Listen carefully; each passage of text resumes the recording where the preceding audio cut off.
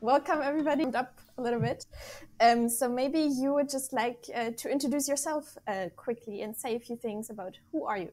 Okay, so I'm one of RAIZE co-founders. As you already said, RAIZE is the biggest marketplace lender in Portugal and one of the biggest in Iberia. So we focus on small and medium-sized loans to SMEs. We are also giving our first steps in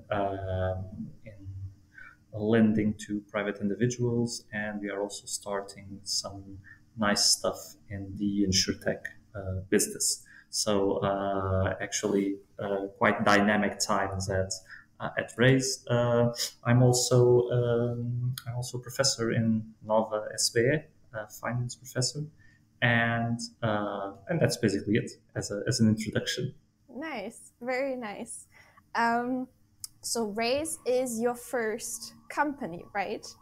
Yes, RAIZE is the first company that I have founded. I'm not that old, okay, so it would have been difficult to be a second company, but yes, I've been doing this for the last 7 years or so. Wow, that's So quite a long time actually. yes, And it's I quite a long didn't I time. didn't hint at you being old. That's not what I was trying to do. Oh God, no. But I find it interesting because so was creating a company something that you had been planning to do, something that you wished to do, or was it just spur of the moment? There was an idea and you jumped on the opportunity. How did that start? So the idea of this company came like I would say around 2013, 2012, 2013. Portugal was in a very dark space at the time. Uh, so basically, what we were going through basically a debt crisis in Portugal at the time, and so funding companies was very difficult. We decided to start this alternative channel. Um, and at the time, I would say that we had no idea what we were getting into, but it has been very exciting ever since. And did you have the idea or did your co-founders have the initial idea? It was a brainstorming process, I would say.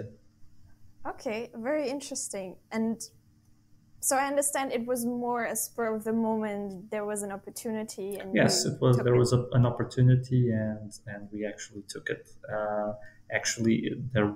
There were other platforms doing the same thing in Europe, and we just decided to give it a go here in Portugal and see if it actually made sense. Okay, so there were a lot of unknown variables here. So. Would retail investors want to invest in through a platform like this? Would the companies be interested in having an alternative partner? So there were a lot of open questions before we started, for which we had no hint if it was going to work or not. So actually, we made it work, and that's one of our major accomplishments here. Were you scared in the beginning that this was not going to work out, or were you actually more laid back and you just thought, oh, let's just see what happens? I would say that the second alternative. That's the thing when you start a company when you are in your 20s. You actually are very optimistic always about the prospects of what you are doing, especially if you firmly believe in it, like we do. So it was actually a very optimistic thought process. Okay, obviously, being an entrepreneur has its challenges. So it's not only sunshine and laughters. Yeah, of course, of course. Especially fintech. Fintech still has this reputation for being super sexy as the startups, like the startups that you build there. It's also cool and fancy. But then when you actually look at it, what's happening with a lot of these companies and how difficult it actually is, it looks very different to the reputation it initially has, at least. Yes, so I would say that all startups in general are much more difficult than what people believe in, okay, or at least of what you see in the news, okay. So Mm-hmm. what you see in the news, it's like a very small part of the ecosystems, and you only see the bright side being communicated. So you actually don't see the you don't see all of the picture, and the problem with startups in general, there are several problems, but I would say the major challenge is to scale businesses. Okay, so you start something, you start creating a company, creating a structure, but then businesses need to scale. Okay, and to scale, you need a lot of things. It's not only capital.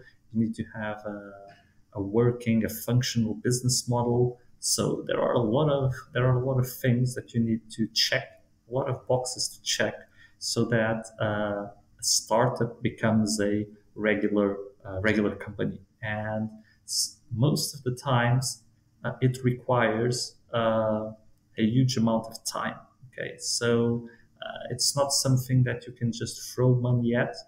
You actually need time for things to grow, for things to work, and that's a major issue. And just look at the last 2 years. Okay, so who would have thought that the world was going to enter into a standstill? So maybe you had in your business plan that you were going to grow at 20, 30, 40% per year, but then the world is in a standstill, and Yeah. you need to adapt and you need to change. So uh, it's a difficult life, I would say, very difficult life.